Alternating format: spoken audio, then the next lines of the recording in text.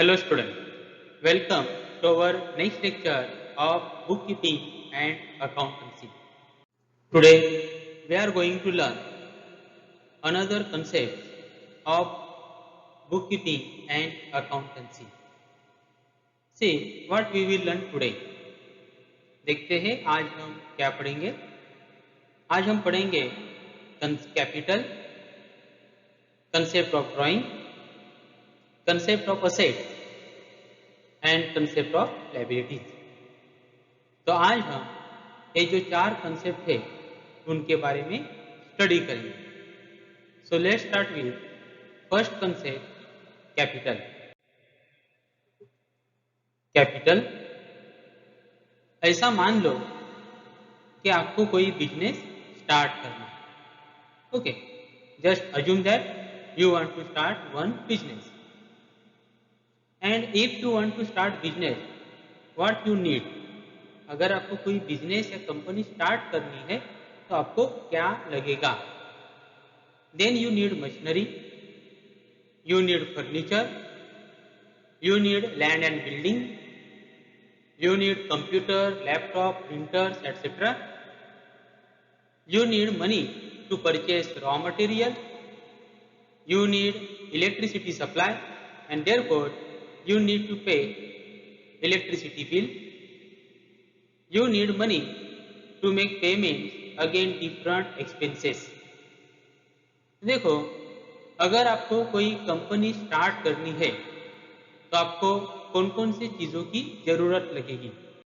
आपको लगने वाला है machinery, furniture, building, laptop, raw material आपको परचेस करना पड़ेगा, आपको इलेक्ट्रिसिटी सप्लाई लगेगा, और अगर आप इलेक्ट्रिसिटी सप्लाई लेते हो तो लाइट का बिल भी आएगा, वो आपको पेड करना पड़ेगा, उसके लिए पैसा लगेगा, और बाकी के भी आपको खर्चे रहेंगे। जैसे कंपनी है, बिजनेस है, तो आपके यहाँ पे एम्प्लॉय काम करेंगे, उनको सैलरी देना पड़ेगा, पगार देना पड़ेगा, रिपेयरिंग का खर्चा आ सकता है, एडवर्टाइजमेंट करना पड़ेगा।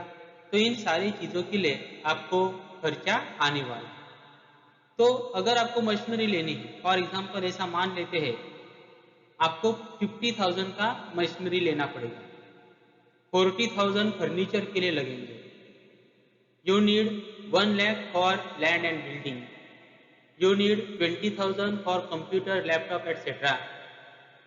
You need 20,000 to purchase raw material, you need 5,000 to make payment of electricity bill, you need 8,000 to meet other expenses, और बाकी के जो खर्चे रहेंगे उसके लिए 8,000 लगेंगे।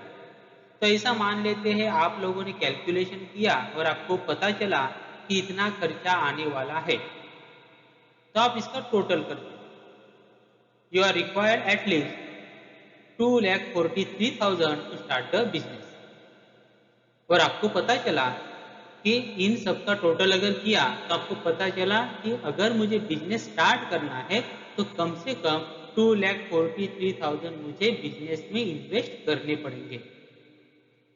उतना पैसा मेरे पास अगर होता है तो मैं बिजनेस स्टार्ट कर सकता हूँ, बराबर। तो आपको इन्वेस्टमेंट कितना करना पड़ेगा, 2,43,000।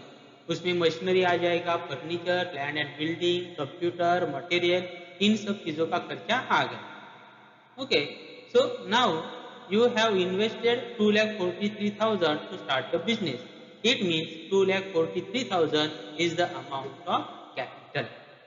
तो आप लोगों ने बाद में डिसाइड किया कि हमें बिजनेस स्टार्ट करना है, प्लानिंग पहले किया था, बाद में 2,43,000 का अमाउंट आ गया, आप लोगों ने डिसाइड किया कि you want to start the business and accordingly you have invested 2,43,000 in the business, और आप लोगों ने 2,43,000 इन्वेस्ट करके बिजनेस स्टार्ट किया। मतलब आप लोगों ने पैसा कितना इन्वेस्ट किया, 2,43,000, बराबर है। तो 2,43,000 से आप लोगों ने मशीनरी लिया, फर्नीचर लिया, बिल्डिंग, लैपटॉप, मटेरियल, ये सब चीज़ें ले ली। तो इतना पैसा इन्वेस्ट आप लोगों ने किया, तो आपके बिजनेस का कैपिटल कितना हुआ, 2,43,000। तो कैपिटल किसे कहते हैं, amount of money invested by the businessman in the business is called as a capital. Business start करने के लिए या बिजनेस में आप लोग जितना भी पैसा इन्वेस्ट करते हो उसे कहा जाएगा कैपिटल। मतलब चाहे वो मशीनरी लाने के लिए पैसा आप बिजनेस में लगाते हो, फर्नीचर लाने के लिए पैसा बिजनेस में लगाते हो, या बिल्डिंग के लिए पैसा लगाते हो, किसी भी चीज के लिए आप बिजनेस में जो भी पैसा इन्वेस्ट करते हो that amount is called as a capital. Okay, see the total amount invested into the business by the owner is called capital. और in other word excess of assets over liabilities is also called as a capital. और दूसरे शब्दों में अगर कहना है तो ऐसा भी कहा जाता है असेट्स और लायबिलिटी। असेट्स में से जब हम लायबिलिटी का अमाउंट माइनस करेंगे जो भी बचेगा that amount is called as a capital. अभी असेट्स क्या है, लायबिलिटी क्या है, हम इसी लेक्चर में बाद में देखने वाले हैं। ओके, तो कंसेप्ट आपको बाद में पता चलेगा। लेकिन सिंपल वर्ड में अगर हमें कोई कहता है कि what is capital, so capital means amount invested by the businessman in the business is called as a capital. Businessman या ओनर बिजनेस में जो भी पैसा इन्वेस्ट करता है उसे कहा जाएगा कैपिटल। यहाँ पे एक बात आपको याद रखनी है, कैपिटल जो रहता है ऐसा नहीं कि बिजनेस स्टार्ट करने के लिए जितना पैसा लगाया उतना ही कैपिटल। अगर आपके बिजनेस को 5 साल हो गए और 5 साल के बाद आप लोगों ने डिसाइड किया कि बिजनेस को एक्सपांड करना है, बढ़ाना है, और फिर से आप लोगों ने बिजनेस में 5 लाख रुपया लगाया, तो उस 5 लाख रुपए को भी क्या कहा जाएगा, कैपिटल। मतलब कभी भी जो भी पैसा बिजनेसमैन बिजनेस में इन्वेस्ट करता है उस अमाउंट को कहा जाएगा कैपिटल। तो जो सिर्फ शुरुआत में लगाया जाता है पैसा उसी को कैपिटल नहीं कहते, वो तो कैपिटल है ही, लेकिन बाद में कभी भी अगर पैसा लगाया बिजनेस में तो उस अमाउंट को भी क्या कहा जाएगा, capital. So amount invested by businessman और amount invested by owner in the business is called as a capital. और अगर उसका हम इक्वेशन देखते हैं कि कैपिटल का अमाउंट हम कैसे फाइंड आउट करेंगे रनिंग बिजनेस में, मतलब आपके बिजनेस का 7-8 साल हो गए और अभी आपको देखना है कि आपके बिजनेस का कैपिटल कितना है, तो उसके लिए हम फॉर्मूला क्या इस्तेमाल कर सकते हैं, असेट्स में से आउटसाइड लायबिलिटीज क्या करेंगे, माइनस। अभी ये असेट्स और लायबिलिटी हम आने वाले पार्ट में इसी लेक्चर में आगे देखने वाले हैं। ओके, तो आपको यहाँ पे कैपिटल पता चले। Capital is liability of the business as this amount is payable by the business enterprise to the owner at the time of closure of the business। देखो बहुत ही इंटरेस्टिंग है। अभी यहाँ पे क्या कहा है, capital is a liability of the business. और कैपिटल लायबिलिटी कैसे हो गई, लायबिलिटी मतलब कर्जा, बिजनेस के ऊपर कर्जा है, कैपिटल बिजनेस के ऊपर कर्जा कैसे। एक्चुअल में मैंने क्या कहा, कैपिटल मतलब क्या, आप लोग बिजनेस में जो पैसा इन्वेस्ट करते हैं उसे क्या बोला जाएगा, कैपिटल। मतलब बिजनेस में पैसा आया लेकिन बिजनेस के लिए वो कर्जा है। अभी हम देखेंगे कि why capital is liability for the business, मतलब कैपिटल को बिजनेस का लायबिलिटी क्यों माना जाता है, वो कंसेप्ट अभी हम देखते हैं। उसके लिए मैं एक यहाँ पे एग्जाम्पल लेता हूँ। देखो यहाँ पे एक पर्सन है mister Anil. Mister Anil a natural person, वो आदमी है और आदमी को क्या कहा जाएगा, नेचुरल पर्सन। और वो चाहता है कि वो कोई कंपनी स्टार्ट करे, उसके पास पैसा भी है और उसके हिसाब से उसने एक कंपनी क्या किया, स्टार्ट किया। तो देखो मिस्टर अनिल ने अपना जो पैसा है एक कंपनी में इन्वेस्ट किया और अपना बिजनेस स्टार्ट किया। कंपनी को कहा जाएगा आर्टिफिशियल पर्सन। क्या कहा जाएगा, आर्टिफिशियल पर्सन। और मिस्टर अनिल कौन है, नेचुरल पर्सन। तो यहाँ पे हम देख सकते हैं 2 पर्सन आ गए। एक है मिस्टर अनिल जो बिजनेस का ओनर है, जो बिजनेसमैन है, उन्होंने बिजनेस स्टार्ट किया, मतलब पैसा बिजनेस में लगाया और उन्होंने कंपनी स्टार्ट की। और कंपनी को क्या माना गया है, आर्टिफिशियल पर्सन। हमारा लॉ कहता है कि कंपनी जो है या बिजनेस जो है वो आर्टिफिशियल पर्सन है और उसका जो आइडेंटिटी है वो सेपरेट है, मतलब ओनर है लेकिन ओनर से भी अलग उसका आइडेंटिटी माना गया। तो यहाँ पे दो पर्सन है, अभी बताओ कौन से पर्सन ने किसको पैसा दिया है? कैपिटल में। कैपिटल में किसने पैसा दिया है? कैपिटल में money is given by natural person to artificial person. यहाँ पे अनिल ने पैसा दिया, किसको पैसा दिया? कंपनी को पैसा दिया, भले वो कंपनी उसकी है, बराबर है, मतलब पैसा इन्वेस्ट किया। तो यहाँ पे हम देख सकते हैं पैसे का अगर फ्लो देखेंगे तो मिस्टर अनिल ने एक आर्टिफिशियल पर्सन को पैसा दिया, ऐसा माना जाएगा, ऐसा माना जाएगा, मतलब एक पर्सन ने दूसरे पर्सन को पैसा दिया और उस पैसे से अभी ये आर्टिफिशियल पर्सन अपना एक्टिविटी करेगा, सेल परचेस करना, सेल करना। अभी ये कौन करेगा? सिर्फ कंपनी करेगी अपने नाम से। ओके, तो यहाँ पे आर्टिफिशियल पर्सन को पैसा मिला है और किसने दिया है पैसा? नेचुरल पर्सन ने, मतलब मिस्टर अनिल ने पैसा दिया। अभी ऐसा मान लेते हैं बिजनेस अच्छा चल रहा है, 10 साल के बाद मिस्टर अनिल ने डिसाइड किया कि वो बिजनेस के ओनर है, ओनर मतलब मालिक है। After 10 year mister Anil decided to close down the business. उसने डिसाइड किया कि बिजनेस को हम क्लोज करते हैं, बंद कर देते हैं परमानेंटली, और उसके हिसाब से उन्होंने कंपनी क्लोज डाउन कर दी, कंपनी लिक्विडेट कर दी।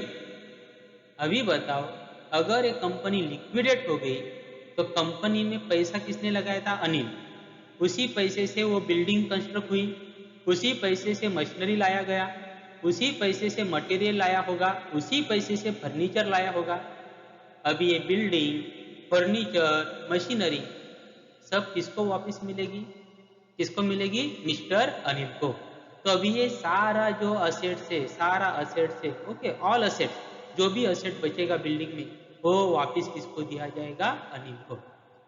और अभी बिजनेस रहेगा या नहीं रहेगा? नहीं, बिजनेस अभी क्लोज डाउन, बिजनेस का अस्तित्व खत्म हुआ। तो अभी सारा असेट बिजनेस ने फिर से किसको दे दिया? मिस्टर अनिल को, क्योंकि बिजनेस का जो भी असेट था वो कौन से पैसे से लाया गया था? मिस्टर अनिल ने जो पैसा इन्वेस्ट किया था उसी पैसे से लाया था। और इसीलिए बिजनेस जैसे ही क्लोज डाउन हो गया, सारा का सारा असेट और सारा का सारा पैसा वापिस किसको दिया गया? अनिल को। तो इस तरह से जब बिजनेस क्लोज डाउन होता है, at that time business returns all assets including capital to mister Anil और टू ओनर, ओनर को वापिस किया जाता है, बराबर। और जो चीज हमारे पास टेम्पररी है लेकिन हमारी नहीं है वो वापिस देनी है, वो क्या रहती है? लायबिलिटी। वो क्या रहती है? लायबिलिटी। जैसे आप लोगों ने दोस्तों से मोबाइल लेके आए लेकिन वो दोस्त का मोबाइल है, आपके पास 10 दिन है फिर भी वो दोस्त का मोबाइल है, कभी ना कभी वापिस करना पड़ेगा, वो आपके ऊपर लायबिलिटी रहेगी। क्या रहेगी? लायबिलिटी, मतलब एक तरह का कर्जा जो वापिस देना है। और उसी तरह से मिस्टर अनिल ने पैसा आर्टिफिशियल पर्सन को दिया था, जैसे ही आर्टिफिशियल पर्सन का पूरा काम हो गया, मतलब कंपनी बंद हो गई, कंपनी ने सारा का सारा असेट, जो भी पैसा, वो सब का सब वापस किसको दे दिया? मिस्टर अनिल को। मतलब कंपनी का खुद का क्या था? कुछ भी नहीं, बराबर। इसीलिए जो भी पैसा एज ए कैपिटल करके मिस्टर अनिल ने लगाया था उसे क्या माना जाएगा? लायबिलिटी। क्या माना जाएगा? Liability. Because at after closing down the business, after closing down the business, business has to return all the capital, all the assets to the owner. Business क्या करता है? जब क्लोज डाउन होता है, सारा असेट, सारा कैपिटल, सारा पैसा वापस किसको देता है? ओनर को देता है। और इसीलिए कैपिटल को कहा जाएगा liability. Now all assets including capital invested will be given back to Mr. Anil and owner of the company. Owner को सब वापिस मिल गए and therefore capital is liability for the business. और इसीलिए कैपिटल को क्या माना जाएगा? Liability for the business. Liability मतलब कर्जा, तो कैपिटल बिजनेस के ऊपर कर्जा है ऐसा माना जाएगा, और कर्जा है तो वापस करना पड़ता है। और इसीलिए जैसे ही बिजनेस क्लोज हो गया, बिजनेस ने सारा कैपिटल इंक्लूडिंग असेट किसको वापस कर दिए? मिस्टर अनिल को वापस कर दिए। So this is about capital. Next is drawings. See, here is Mr. Anil, a natural person and owner of the business. और ये इसका कंपनी, मतलब इस कंपनी का मालिक कौन है? Mister Anil. Mister Anil needs money to meet some expenses. Mister Anil को कुछ पैसे की जरूरत थी और इसलिए मिस्टर अनिल ने क्या किया? कंपनी से पैसा विड्रॉ किया फॉर हिज पर्सनल यूज. देखो यहाँ पे मिस्टर अनिल ओनर है और वो उस कंपनी का क्या है? मालिक. मिस्टर अनिल को पैसे की जरूरत थी. मिस्टर अनिल ने कंपनी से पैसा विड्रॉ किया, मतलब निकाल लिया. अभी उसको क्या जरूरत थी? तो जैसे कि उसकी लड़की कॉलेज में पढ़ती थी, कॉलेज का फीस पेड करना था, उसके पास पैसे नहीं थे, उसने कंपनी से पैसा निकाला, बिजनेस से पैसा निकाला और उसके लड़की का फीस भर दिया. या उसको घर पे कुछ काम था, घर में कलरिंग करवाना था, उसके लिए पैसे की जरूरत थी, उसने बिजनेस से पैसा निकाला और घर में कलरिंग करवाई. कलरिंग करवाना, लड़की का कॉलेज का फीस पेड करना, ये सब पर्सनल है. ये कुछ बिजनेस एक्सपेंसेस है क्या? No, all these are personal expenses.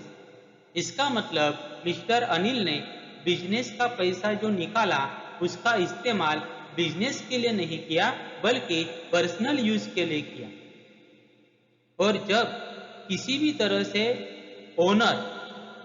Owner business से पैसा निकालता है और पर्सनल यूज के लिए इस्तेमाल करता है, उसे कहा जाएगा ड्राइंग्स. क्या कहा जाएगा? ड्राइंग.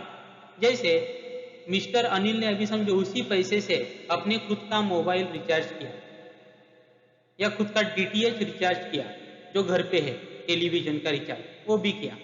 अभी वो पर्सनल एक्सपेंसेस है, बराबर, तो उसे भी क्या माना जाएगा? ड्राइंग माना जाएगा. Similarly he has withdraw some goods for personal use from the business. और उसी तरह से बिजनेस जो कंपनी है वो बिस्किट का कंपनी है ऐसा मान लो, और उसमें से कुछ बिस्किट्स निकाले और अपने घर लेके गया फॉर पर्सनल यूज. खुद के इस्तेमाल के लिए उसमें से कुछ बिस्किट्स के बॉक्स है वो निकाल के अपने घर पे लेके गए, वो भी पर्सनल यूज के लिए, बराबर. तो यहाँ पे हम देख सकते हैं मिस्टर अनिल ने पहले पैसे निकाले पर्सनल यूज के लिए, बाद में बिजनेस से कुछ गुड्स निकाला वो भी पर्सनल यूज के लिए. तो यहाँ पे देखते हैं, ऐसा मान लो कि उसने जो पैसा निकाला वो 50,000 निकाला, बराबर. तो हम उसको बोलेंगे कैश. 50,000 उसने विड्रॉ किया. विड्रॉ किया means taken out from business, business से निकाला. और गुड्स निकाला 10,000. तो कुल मिला के उसने 60,000 का ड्राइंग किया. कितने का ड्राइंग किया? 60,000. अगर बिजनेस से पैसा निकाला तो भी ड्राइंग माना जाएगा पर्सनल यूज के लिए. हाँ, और अगर बिजनेस से गुड्स निकाला वो भी पर्सनल यूज के लिए तो भी क्या माना जाएगा? ड्राइंग माना जाएगा. तो यहाँ पे मिस्टर अनिल का टोटल ड्राइंग कितना माना जाएगा? 60,000. So here total drawings made by Mr. Anil is worth rupees 60,000. वो 60,000 ड्राइंग माना जाएगा. 50,000 for cash and 10,000 for goods. तो टोटल 60,000 ड्राइंग माना जाएगा. तो ड्राइंग मतलब क्या? अमाउंट ऑफ मनी और वैल्यू ऑफ गुड्स और value of any assets withdraw by owner from business और his personal use called as a drawing. मतलब ओनर अपने खुद के यूज के लिए, पर्सनल यूज के लिए बिजनेस से अगर पैसा निकालता है, बिजनेस से अगर गुड्स निकालता है, बिजनेस से अगर असेट निकालता है, तो उसे कहा जाएगा ड्राइंग. क्या कहा जाएगा? ड्राइंग. दूसरा ऐसा एग्जांपल लेते हैं. अपने इस कंपनी में, ये जो कंपनी यहाँ पे दी है, इस कंपनी में बहुत सारे एसी लगाए थे. मिस्टर अनिल ने क्या किया? उसमें से एक एसी निकाला और अपने घर पे लेके गए खुद के पर्सनल यूज के लिए. एसी मतलब एयर कंडीशन. एक क्या हुआ? फिक्स असेट हुआ. असेट है, असेट निकाला तो उसे भी क्या माना जाएगा? ड्राइंग माना जाएगा. तो बिजनेस से कोई भी चीज अगर ओनर विड्रॉ करता है, निकाल लेता है पर्सनल यूज के लिए, उसे क्या माना जाएगा? ड्राइंग माना जाएगा. ओके, तो देखो, the amount of cash, value of goods और asset etcetera withdraw from the business by the owner for personal use called as a drawing. तो बिजनेस से जो भी गुड्स या जो भी पैसा मतलब कैश या जो भी असेट ओनर खुद के पर्सनल यूज के लिए विड्रॉ करता है उसे कहा जाएगा drawing. A proprietor page college fees for his son. मतलब यहाँ पे ऐसा मान लेते हैं मिस्टर अनिल ने उस पैसे से उसका लड़का जिस कॉलेज में पढ़ता था उसका फीस भर दिया। फीस पेड करना कॉलेज का ये कोई बिजनेस का काम नहीं है, ये पर्सनल काम है। लेकिन उसने पर्सनल काम के लिए बिजनेस का पैसा इस्तेमाल किया, इसीलिए that amount will be consider as a drawing. और pays for his medical expenses, उसके खुद के मेडिकल एक्सपेंसेस के लिए उसने पैसा खर्चा किया, बराबर है, that is also will be consider as a drawing. Mobile bill etcetera from the business, या खुद का मोबाइल का रिचार्ज किया और वो मोबाइल अगर बिजनेस के लिए इस्तेमाल नहीं होता है, पर्सनल के लिए इस्तेमाल होता है, तो उसे क्या माना जाएगा? ड्राइंग माना जाएगा। Okay, so anything like cash, goods और assets withdraw by owner for his personal use from the business is called as a drawing. Next is assets.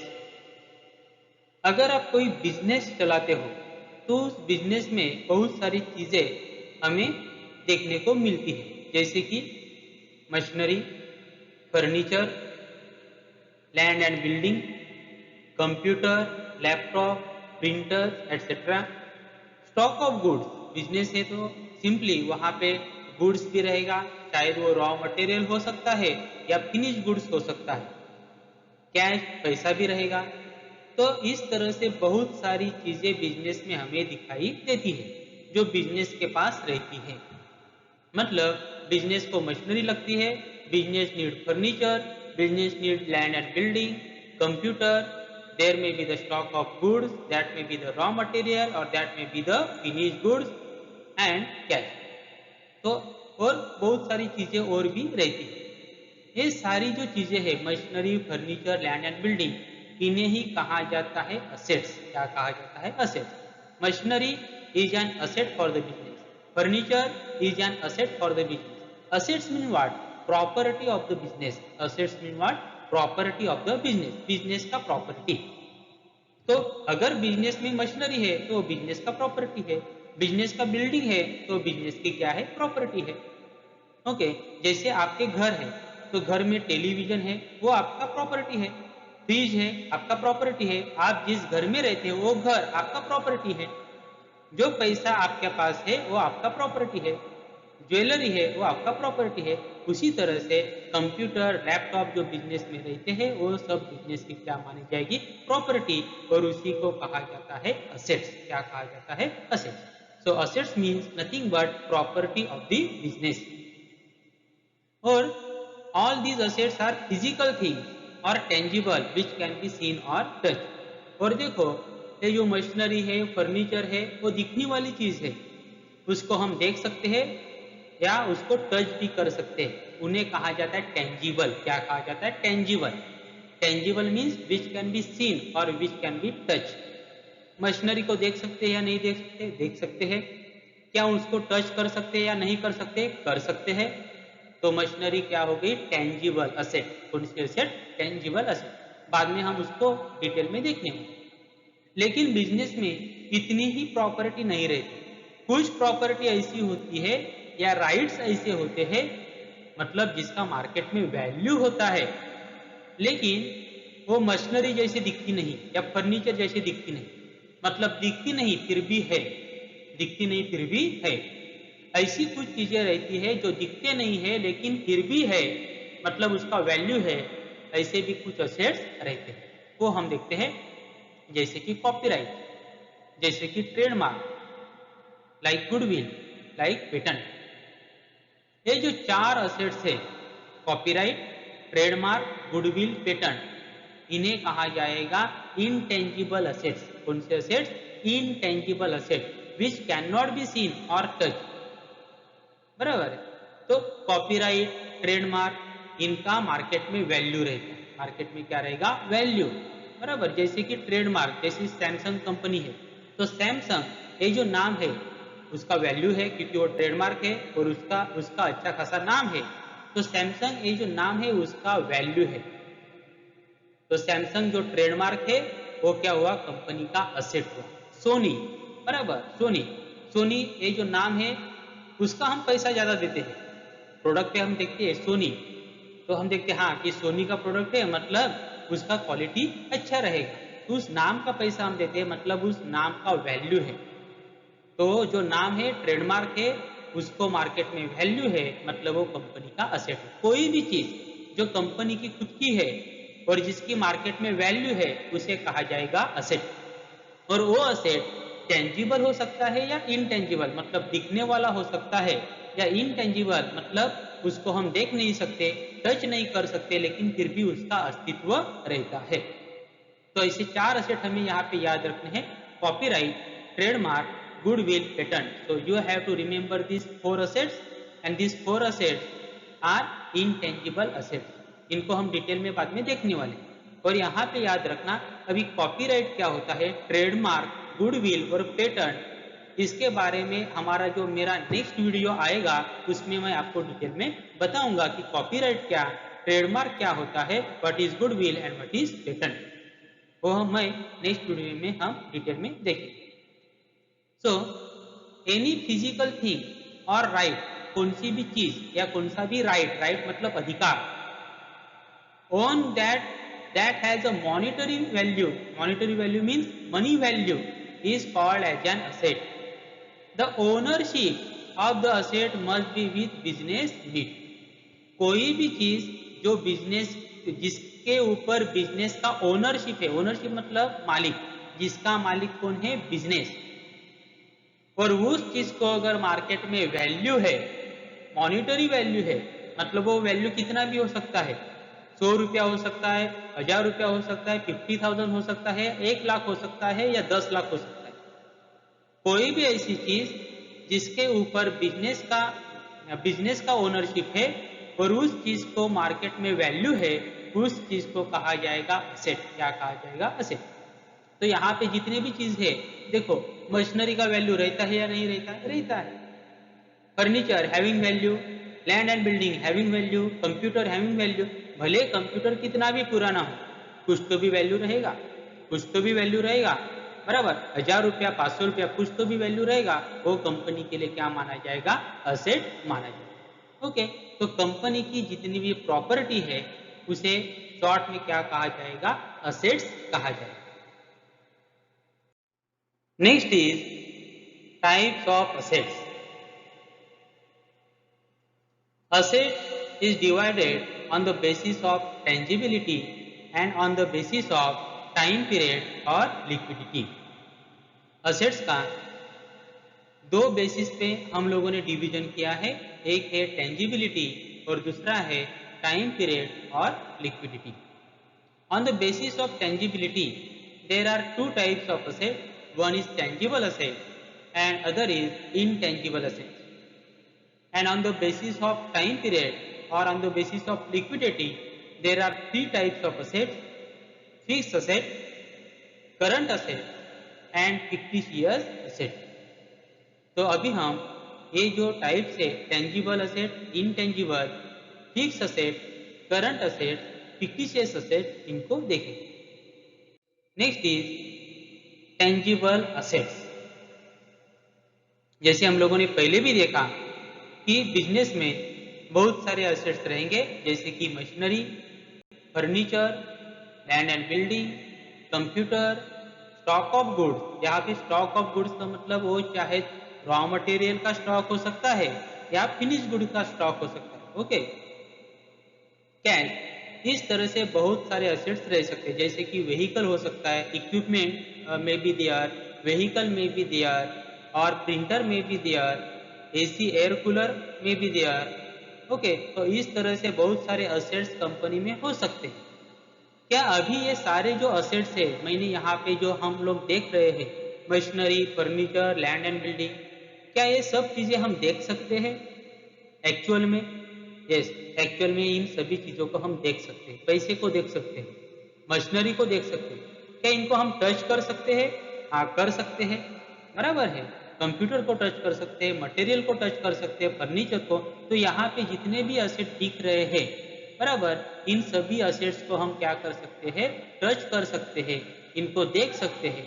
जिस असेट को हम टच कर सकते हैं, देख सकते हैं, उन असेट को कहा जाता है टेंजिबल असेट्स। कौन से assets? Tangible assets. Assets which can be seen और touch are called as a tangible assets. मतलब इनका वैल्यू तो है, और वैल्यू होने के साथ हम उनको देख सकते हैं, टच भी कर सकते हैं। लेकिन कुछ असेट्स ऐसे रहते हैं, जैसे मैंने पहले भी कहा कि उनका वैल्यू तो रहता है, कंपनी में वो एग्जिस्ट भी करते हैं, लेकिन वो दिखते नहीं है, या उनको हम डायरेक्टली टच नहीं कर सकते। जैसे मशीनरी को टच कर सकते हैं, कंप्यूटर को टच कर सकते हैं, बराबर। For example copyright, trademark, goodwill, patent. ये जो चार असेट्स है, वो असेट्स कौन से है? Intangible assets. Assets which can not be seen और touch are called as a intangible assets.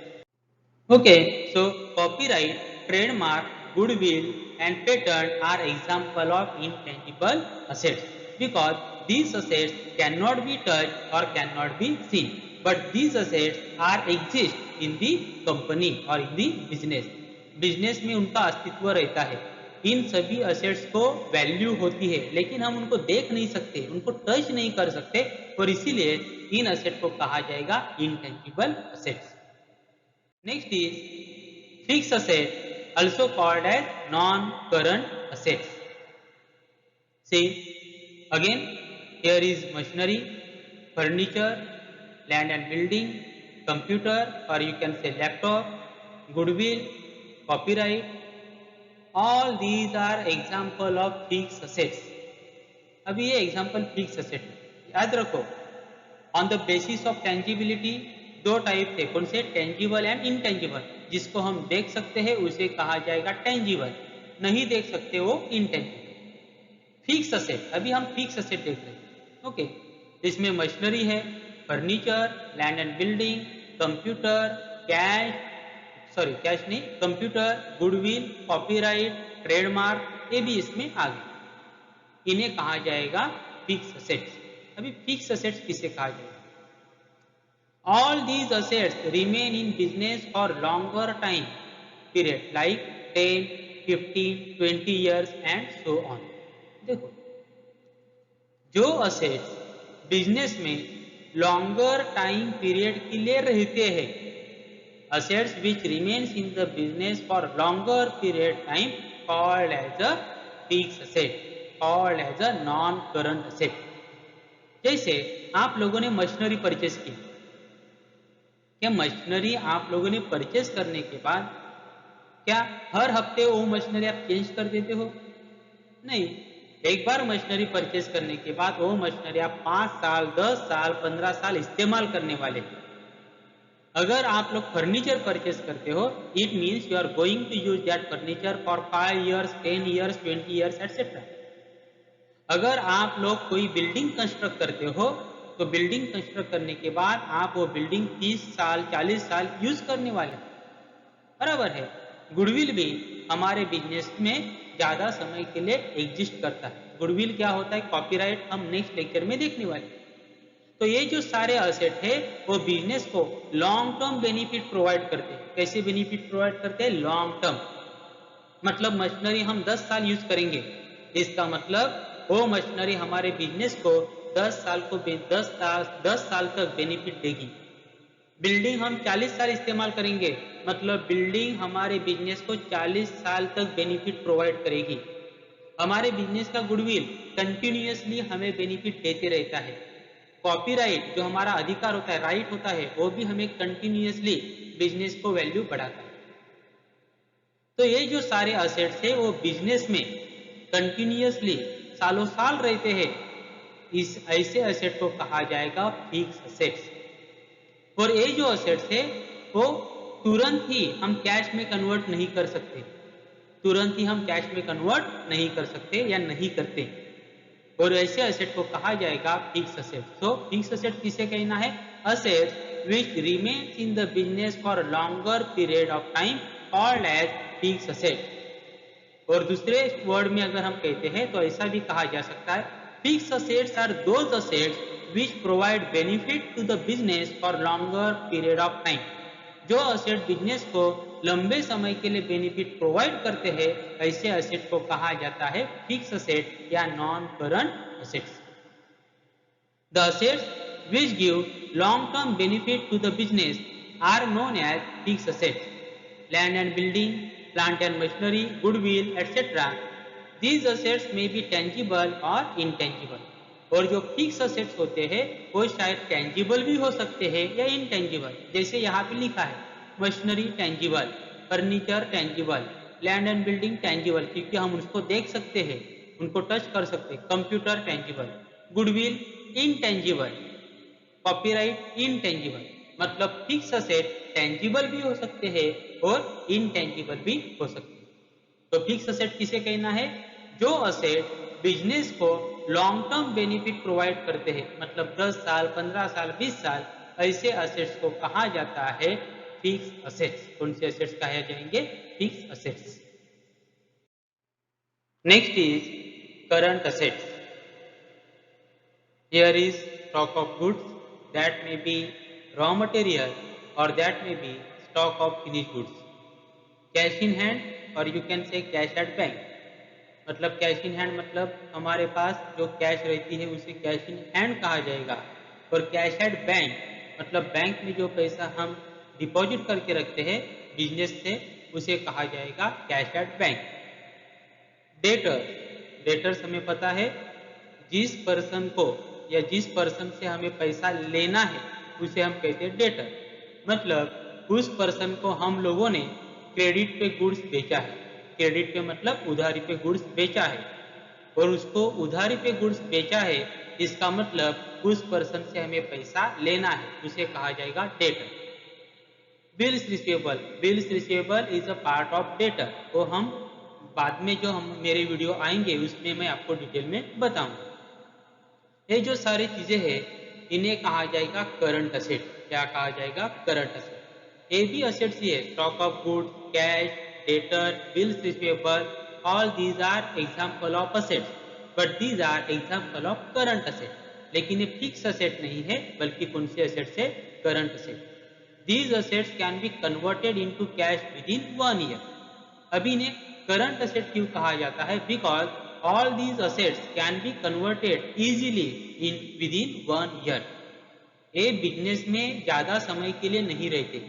Fix asset जैसे बिजनेस में सालों साल रहते हैं, बिजनेस को सालों साल बेनिफिट प्रोवाइड करते हैं, लेकिन करंट असेट बिजनेस में शॉर्ट पीरियड के लिए रहते हैं। मतलब विद इन 1 ईयर वो कैश में कन्वर्ट होते हैं। With in 1 year all these assets get converted into cash, और इसीलिए इन्हें कहा जाता है करंट असेट। अभी एग्जांपल देखो, यहाँ पे स्टॉक ऑफ गुड्स है। ऐसा मान लेते हैं ये है आपका रॉ मटेरियल का स्टॉक। आप लोगों ने रॉ मटेरियल परचेस किया। रॉ मटेरियल परचेस करके क्या सालों साल आप वो गोडाउन में रखोगे? नहीं, उस रॉ मटेरियल के ऊपर प्रोसेसिंग करके आप फिनिश गुड्स तैयार करोगे। बराबर है? मतलब 10-15 दिन आप उसको गोडाउन में रख सकते हो, 10-15 दिन के बाद उसके ऊपर प्रोसेसिंग करोगे और उसका फिनिश गुड्स बनाओगे।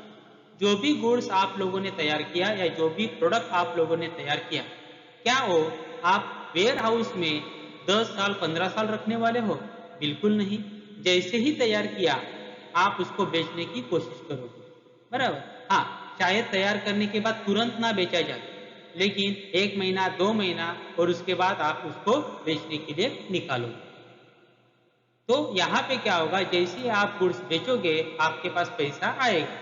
मतलब आपसे गुड्स चला गया और आपके पास क्या आ गया? पैसा। मतलब जो मटेरियल था वो किस में कन्वर्ट हो गया? पैसे में कन्वर्ट हो गया। कैश इन हैंड, वो तो कैश ही है, इसीलिए उसको कन्वर्जन की जरूरत नहीं। डेटर मतलब जिसको हम उधारी पे गुड्स बेचते हैं। तो समझो आपका बिजनेस है और कोई पर्सन आपसे गुड्स लेना चाहता है क्रेडिट पे मतलब उधारी पे, और उसने 10,000 का गुड्स लिया, तो आप उसको क्या कहोगे? ये 10,000 रुपया आप मुझे 15 साल में दे देना, ऐसा कहोगे? नहीं, आप क्या कहोगे? 10,000 का गुड्स लिया है, इसका पैसा 10 दिन में वापस करना, या 1 महीने में दे देना, या 2 महीने में दे देना, ज़्यादा से ज़्यादा 3 महीने में दे देना, ऐसे ही कहोगे ना। मतलब जो डेटर है, आज आपके लिए डेटर है, मतलब उस पर्सन से पैसा आज लेना है, उससे आप 2-3 महीने में पैसा लेने वाले हो। तो पैसा आने के बाद डेटर निकल जाएगा और उसके बदले में क्या आ जाएगा? कैश आ जाएगा, बराबर है। तो डेटर किस में कन्वर्ट हो जाएगा? कैश में। Bills receivable is also part of debtor, ये भी डेटर जैसे ही रहता है, डेटर का ही हिस्सा है, और उसके थ्रू भी आपको 2-3 महीने में पैसे मिल जाते हैं। तो बिल्स रिसीवेबल बिजनेस से निकल जाता है और उसके बदले पैसे आते हैं। तो यहाँ पे हम देख सकते हैं ये जो असेट्स है वो विदिन 1 ईयर कैश में क्या हो जाते हैं? कन्वर्ट हो जाते हैं, और इसीलिए इन असेट को कहा जाता है करंट असेट्स।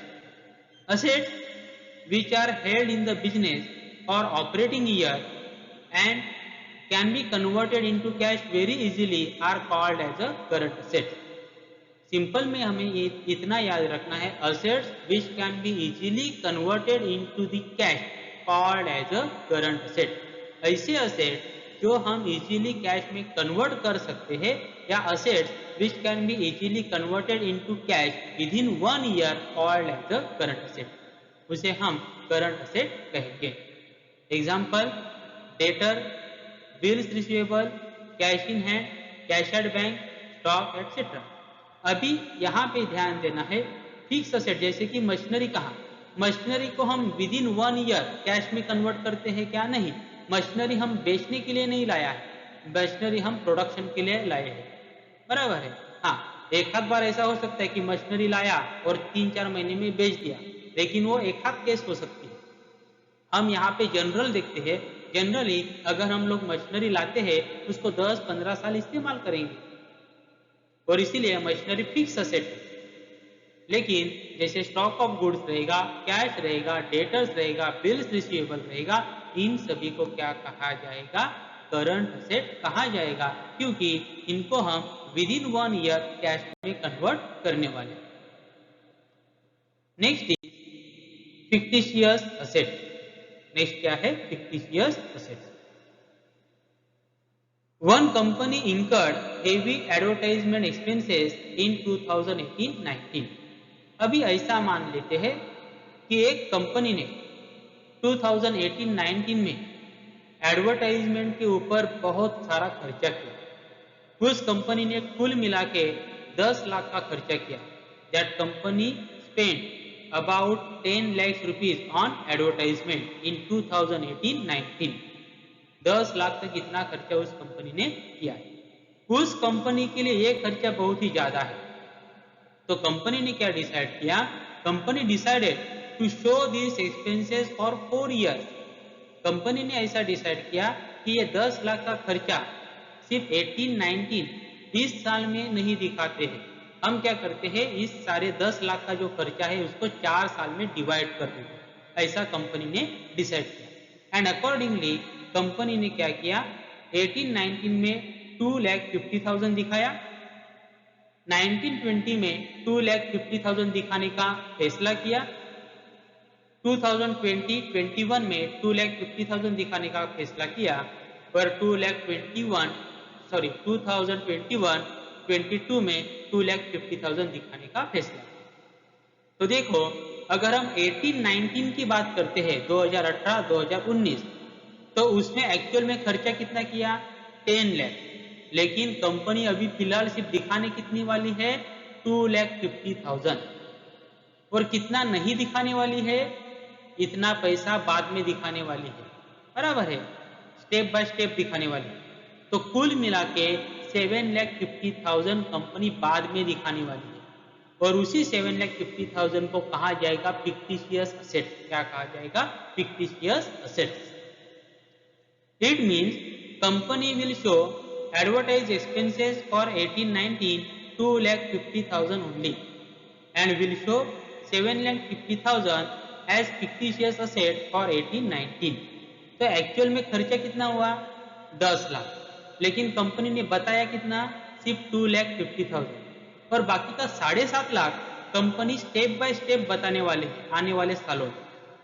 मतलब 18-19 की अगर हम बात करते हैं तो 2,50,000 एडवर्टाइजमेंट एक्सपेंसेस बताया जाएगा और 7,50,000 क्या बताया जाएगा, फिक्टिशियस असेट। अगर हम 1920 की बात करेंगे, 1920 की, तो कंपनी एडवर्टाइज का खर्चा बताएगी 2,50,000 और फिक्टिशियस असेट बताएगी 5 लाख। क्योंकि बचेगा कितना, सिर्फ अगर 1920 की बात करेंगे तो सिर्फ बचेगा कितना, 2,50,000 और ये 2,50,000, 5 लाख। तो 19-20 के लिए अगर हम देखते हैं तो 5 लाख रुपया हमारा फिक्टिशियस असेट होगा। तो इस तरह से कंपनी फिक्टिशियस असेट क्रिएट करती है। इस असेट्स का मार्केट में कुछ भी वैल्यू नहीं है और इसीलिए उसे फिक्टिशियस कहा जाता है, इमेजिनरी। सिर्फ कंपनी इमेजिन करती है, एक्चुअल में वो प्रॉपर्टी नहीं है, असेट नहीं है, पहले से खर्चा हो चुका है। खर्चा कभी असेट हो सकता है क्या? वो असेट नहीं है, बराबर है। वो तो हम लोगों ने पैसा दे चुके हैं। इसीलिए इस तरह का जो पैसा रहता है या खर्चा रहता है उसे कहा जाएगा फिक्टिशियस असेट, इमेजिनरी असेट। याद रखना, सारे असेट्स का वैल्यू होता है लेकिन फिक्टिशियस असेट का यहाँ पे मार्केट में वैल्यू कुछ भी नहीं होता। आप इसको बेच नहीं सकते क्योंकि ये खर्चा हो चुका है, कोई चीज नहीं है बेचने के लिए। These assets are not represented by tangible possession or property। मतलब एक इसके ऊपर का किसी भी तरह का ओनरशिप नहीं रहता, किसी भी तरह का पोजेशन नहीं रहता, ये कोई प्रॉपर्टी नहीं है। They are imaginary asset but do not have any realisable value, that is selling value. मतलब ये जैसे मशीनरी, मशीनरी को हम बेच सकते हैं, स्टॉक है बेच सकते हैं, बराबर है। हमारे कंपनी का ट्रेडमार्क है बेच सकते हैं, कॉपीराइट है बेच सकते हैं, पेटेंट है बेच सकते हैं, मतलब उन सबका वैल्यू है। लेकिन यहाँ पे ये तो एक्सपेंसेस है, खर्चा हो चुका है, बराबर है, खर्चा ऑलरेडी हो चुका है, सिर्फ हम उसको इमेजिन करते हैं और इसीलिए इसका किसी भी तरह का रीसेल वैल्यू नहीं है, रिलायजेबल वैल्यू नहीं है। तो यहाँ पे हमें याद रखना है फिक्टिशियस असेट का किसी भी तरह का रिलायजेबल वैल्यू मतलब सेलिंग वैल्यू नहीं होता है। एग्जाम्पल कौन से है? Deferred revenue expenses. तो जो एडवर्टाइज के ऊपर हेवी खर्चा किया जाता है वो रहता है आपका deferred revenue expenses. So this is about fictitious assets. Next is liabilities. ऐसा मान लेते हैं यहाँ पे हमारा बिजनेस है या कंपनी है, और बिजनेस है तो बहुत बार उसको कंपनी को, बिजनेस को या कंपनी को पैसे की जरूरत पड़ती है, अलग अलग कामों के लिए पैसे की जरूरत पड़ती है। तो ऐसा मान लेते हैं इस कंपनी ने बैंक से कुछ पैसा कर्जे में ले लिया, बराबर है। तो यहाँ पे बिजनेस ने बैंक से कर्जा लिया है, यहाँ पे स्टॉक है और बिजनेस है तो हमें रॉ मटेरियल की जरूरत पड़ेगी। तो बिजनेस ने उनका जो सप्लायर था उस सप्लायर से रॉ मटेरियल परचेस किया क्रेडिट पे। Here business has purchase raw material from supplier on credit basis, मतलब उधारी पे परचेस किया। बिजनेस है तो इलेक्ट्रिसिटी यूज होगी, इलेक्ट्रिसिटी यूज की तो उसका लाइट का बिल भी आएगा, वो भी पेड करना है। बिजनेस को इलेक्ट्रिसिटी का बिल भी आ चुका है क्योंकि बिजनेस ने इलेक्ट्रिसिटी या जो लाइट है उसका इस्तेमाल किया है।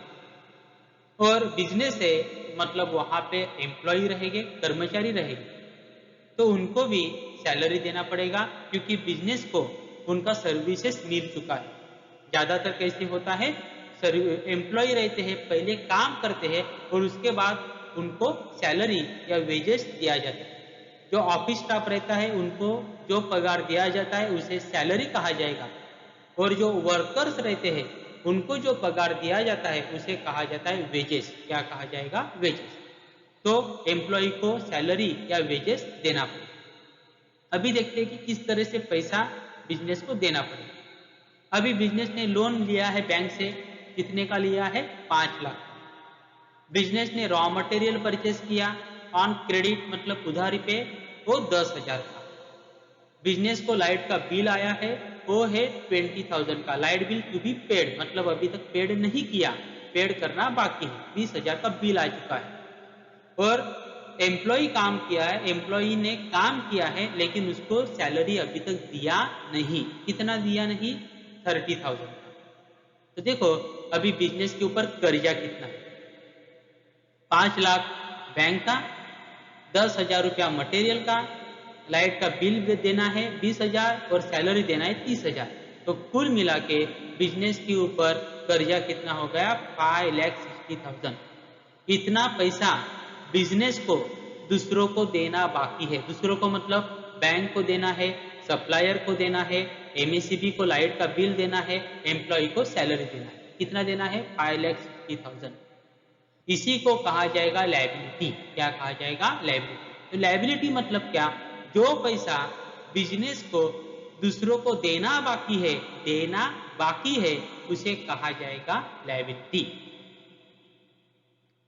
Amount payable by the business to other is known as a liability. मतलब जो पैसा जिसका बेनिफिट बिजनेस ने पहले से ले चुका है, अभी वो पैसा देना बाकी है दूसरे लोगों को, मतलब वो चाहे बैंक हो सकती है, हमारा सप्लायर ऑफ रॉ मटेरियल हो सकता है, एम्प्लॉय हो सकता है, एमएससीबी हो सकते हैं, या दूसरे कोई भी पार्टी हो सकती है, उनको पैसा देना बाकी है, मतलब बिजनेस के ऊपर कर्जा है। शॉर्ट में हम उसको बोल सकते हैं लायबिलिटी, मतलब बिजनेस के ऊपर कर्जा, उतना पैसा देना बाकी है, उसे कहा जाएगा liability. It is a debt or amount due from the business to other for the benefit received by the business। और इसके लिए पहले से ही बिजनेस को बेनिफिट मिल चुका है। अभी सैलरी किसको देना है? एम्प्लॉय को।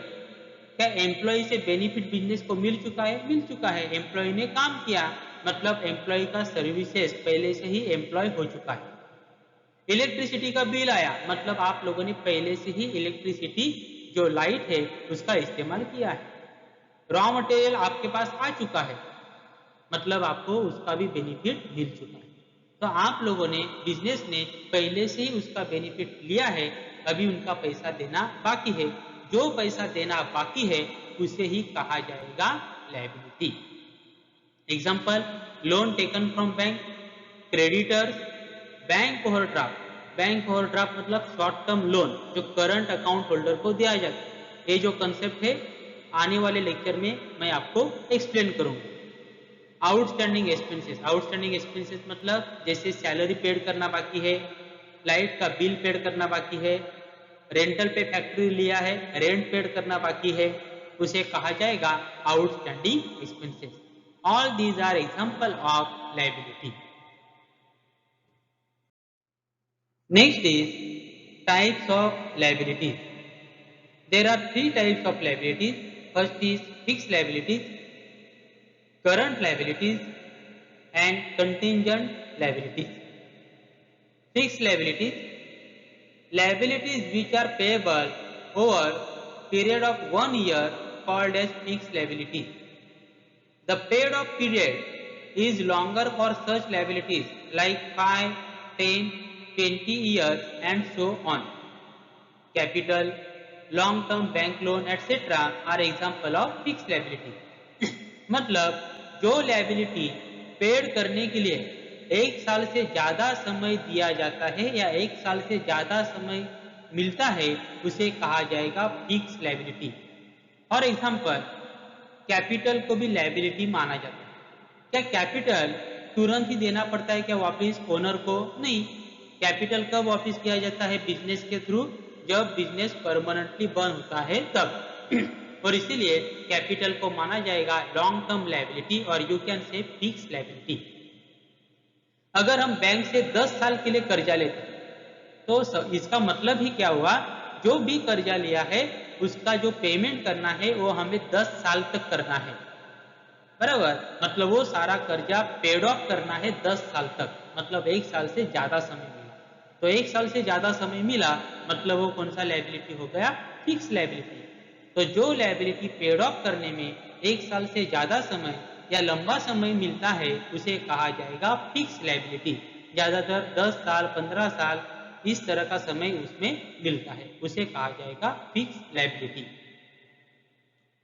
सेकंड है current liability. Liabilities which are payable within period of 1 year called as current liability. The paid off period is short for such liability. मतलब जिस लायबिलिटी को हमें 1 साल के अंदर पेड करना पड़ता है उसे कहा जाएगा करंट लायबिलिटी। मतलब 1 साल तक ही हम उसको रख सकते हैं, उसके पहले उसको पेड करना पड़ता है, वापिस करना पड़ता है, वो पैसा वापिस करना पड़ता है, उसे कहा जाएगा current liability. For example bank overdraft. मगर बैंक ओवरड्राफ्ट का मतलब है अगर आपका बैंक में करंट अकाउंट है तो आपको ये फैसिलिटी मिलती है। उसको मैं बाद में आने वाले लेक्चर में ज़्यादा डिटेल में ले लूँगा बैंक ओवरड्राफ्ट क्या होता है। तो यहाँ पे बैंक ओवरड्राफ्ट एक शॉर्ट टर्म लोन रहता है जो करंट अकाउंट होल्डर को दिया जाता है। तो बैंक ओवरड्राफ्ट जैसे ही आप लेते हो वो पैसा आपको 1 साल के अंदर 3 महीना या 6 महीने के अंदर बैंक को वापस करना पड़ता है। क्रेडिटर, क्रेडिटर मतलब क्या, जिसको पैसा देना बाकी है। मतलब उस पर्सन से आप लोगों ने क्रेडिट पे गुड्स परचेस किया है। तो जब आप गुड्स क्रेडिट पे मतलब उधारी पे परचेस करते हो तो पहले ही वो बोल देता है कि इसका पैसा है 10 दिन में वापस करना, 1 महीने में वापस करना, ज़्यादा से ज़्यादा 2 महीना या ज़्यादा से ज़्यादा 3 महीने में वापस करना। कोई ऐसा बोलता है क्या एक गुड्स लेके जाओ और 10 साल के बाद पैसा देना? कोई नहीं बोले। मतलब क्रेडिटर का जो भी पैसा है वो आपको 1 साल के अंदर वापस करना पड़ता है। Bills payable, bills payable is a part of creditor. वो भी पैसा आपको 1 साल के अंदर वापस करना पड़ता है। आउटस्टैंडिंग एक्सपेंसेस जैसे कि रेंट रहेगा, सैलरी रहेगा, मतलब वर्कर ने काम किया, एम्प्लॉय ने काम किया, तो क्या आप उसको ऐसा कह सकते हो क्या कि ठीक है आज तूने काम किया 10 साल के बाद आना सैलरी लेके जाना? नहीं। आज अगर उन्होंने काम किया है, अगर कंपनी को प्रॉब्लम है तो वो एम्प्लॉय 1 महीना रुक सकता है, 2 महीना रुक सकता है, लेकिन ज़्यादा समय तक नहीं रुकेगा, उसको पैसा देना पड़ेगा। तो इस तरह से जो पैसा या जो लायबिलिटी 1 साल के अंदर आपको वापस करनी पड़ती है उसे कहा जाएगा current liability. Next is contingent liability. Liabilities of which payment is depend on happening of certain event situation is called as contingent liability. Remember, contingent liability is not a fixed liability. ये liability fixed liability नहीं रहती। इसका पैसा देना या नहीं देना कुछ इवेंट के ऊपर या कुछ सिचुएशन के ऊपर डिपेंड करता है। This liability is not shown in balance sheet of the company. और ये जो लायबिलिटी रहती है उसका अमाउंट कंपनी के अकाउंट में डायरेक्टली दिखाया नहीं जाता, वो अकाउंट के नीचे एज अ नोट करके दिखाया जाता है, लेकिन डायरेक्टली कंपनी के अकाउंट में दिखाया नहीं जाएगा। एक एग्जांपल लेते हैं।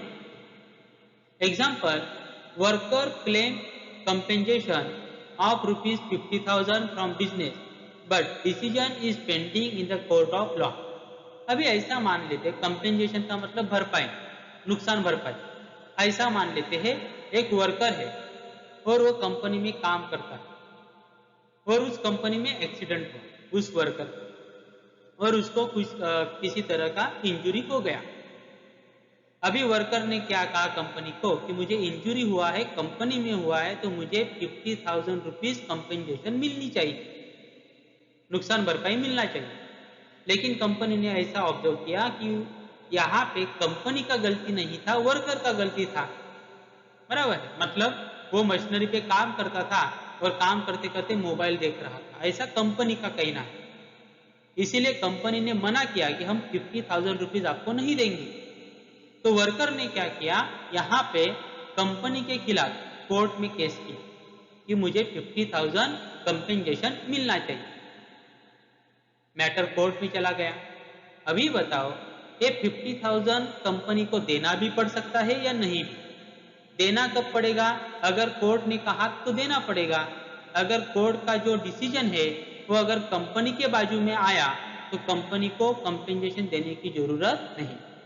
लेकिन अगर कोर्ट का डिसीजन वर्कर के बाजू में आया तो कंपनी को 50,000 देना पड़ेगा। तो यहाँ पे 50,000 देना भी पड़ सकता है या नहीं भी, वो डिपेंड करेगा कोर्ट के डिसीजन के ऊपर। तो इस तरह का जो लाइबिलिटी रहता है, जो फिक्स नहीं रहता है, अनसर्टेन रहता है। कैसे रहता है? अनसर्टेन, देना भी पड़ सकता है या नहीं भी। ऐसे लाइबिलिटी को कहा जाएगा contingent liability. Okay, so this is about capital, drawing, assets and liabilities. Thank you.